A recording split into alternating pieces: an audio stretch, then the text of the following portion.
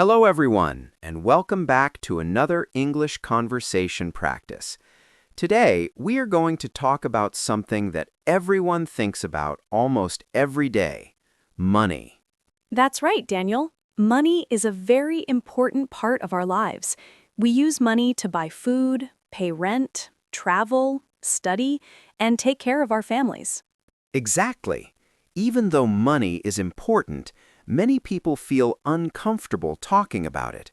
Some people think discussing money is rude or too personal. Yes, but learning how to talk about money in English is very useful.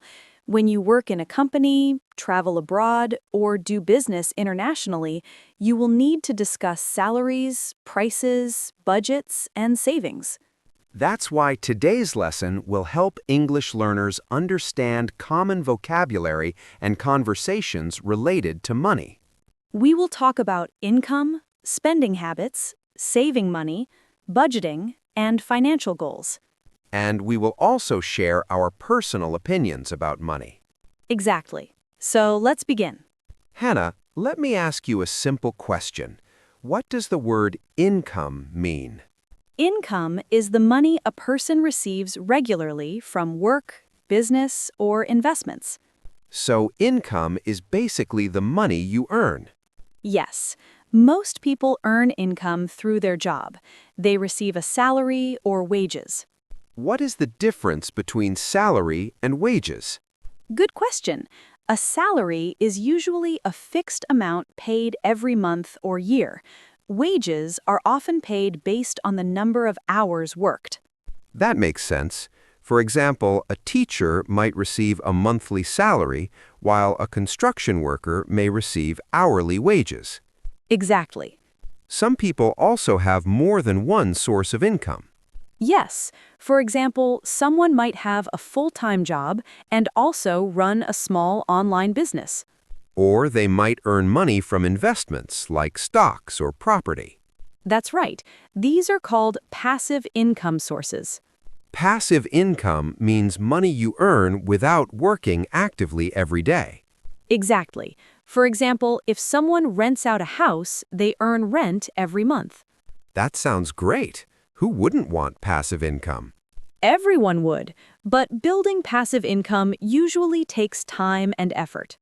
Now let's talk about spending money. I have to admit something, Hannah. What is it? I think I spend too much money sometimes. Really? What do you spend money on? Mostly food, gadgets, and online shopping. That's very common these days. Especially with mobile apps and online stores, it's so easy to buy things. Yes, technology has made spending money very convenient. Sometimes I buy things I don't even need. That happens to many people. It's called impulse buying. Impulse buying means purchasing something suddenly without planning. Exactly. Many advertisements encourage impulse buying. Social media also plays a big role. Yes, when people see influencers promoting products, they feel tempted to buy them. That's true. Sometimes I see a product online and think, I must have this. But later you realize you didn't really need it. Exactly. Now let's talk about something very important: saving money. I know saving money is important, but it's not always easy. Saving money means keeping a portion of your income for the future. Why do people save money?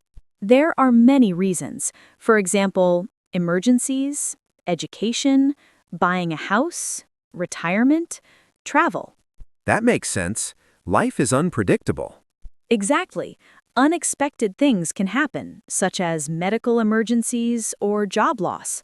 That's why financial experts often recommend having an emergency fund. Yes, an emergency fund is money set aside for unexpected situations. How much should someone save in an emergency fund? Many experts recommend saving 3 to 6 months of living expenses. That sounds like a good safety plan. Hannah, do you follow a budget? Yes, I do. Budgeting helps me control my spending. What exactly is a budget? A budget is a plan for how you will spend and save your money. So you decide in advance where your money will go. Exactly. What kind of things do you include in your budget? Usually, I divide my expenses into categories: housing, food, transportation, utilities, savings, and entertainment. That sounds organized. Budgeting helps prevent financial stress, Why? because when you track your spending, you understand where your money goes. That makes sense. Another important idea about money is the difference between needs and wants. Yes, that's a key financial concept. A need is something necessary for survival. For example, food, water, housing, healthcare. And a want is something we desire but can live without. Exactly. For example, luxury clothes, expensive phones, fancy restaurants. Many people confuse wants with needs. Yes, especially when advertising influences our decisions. Let's talk about another important financial topic: debt. Debt means money that you owe to someone else. For example, if you borrow money from a bank. Exactly. Many people have loans. Yes, common loans include student loans, home loans, car loans. Borrowing money can be helpful sometimes. Yes, but it must be managed carefully, Why? because loans usually include interest. Interest is the extra money you pay for borrowing. Exactly. Hannah, what are some good financial habits? Here are a few important ones. Spend less than you earn, save regularly, avoid unnecessary debt, invest for the future, track your expenses. Those sound like very wise habits. Money management is a life skill. Unfortunately, many people never learn about money in school. That's true. Financial education is very important. People around the world have different attitudes towards money. Yes, in some cultures, saving money is extremely important. While in other cultures, people prefer to spend money and enjoy life. Both perspectives have advantages and disadvantages. Saving too much might prevent you from enjoying life. But spending too much can cause financial problems. So the best approach is balance. Exactly. Balance is the key to healthy financial habits. Let's talk about financial goals. Financial goals are plans related to money, For example, saving for a house or paying off debt. or starting a business. Yes, setting goals helps people stay motivated. Without goals, people might spend money without thinking. Exactly. Here are some useful English sentences about money. I'm trying to save more money this year. I'm on a tight budget right now.